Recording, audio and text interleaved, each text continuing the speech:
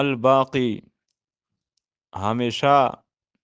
باقی پاتې کېدونکی ذات. خصوصیت دې دا ده چې کوم سړی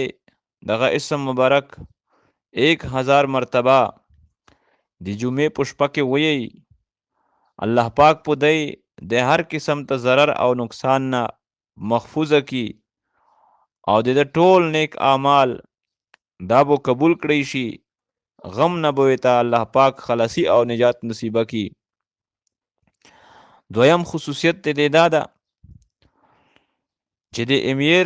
سترګې اروتلو نه مخکې 100 مرتبه رزونا څوک دغه اسم مبارک ورد کوي، نو د امړېدلو د وخت پورې به الله پاک دای د غمونو تکلیفونو محفوظه کی او آخرت کې به بخشش کولای شي. دریم خصوصیت دې دا ده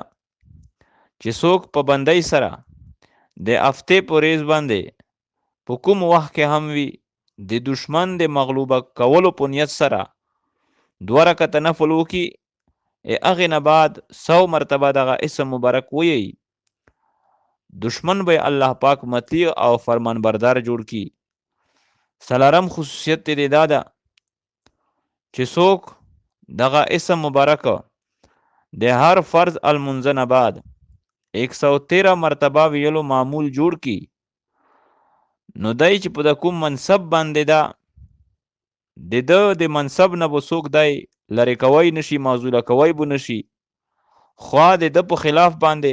د ټول جنات او انسانون جمعولی نشي. پنځم خصوصیت دې دا ده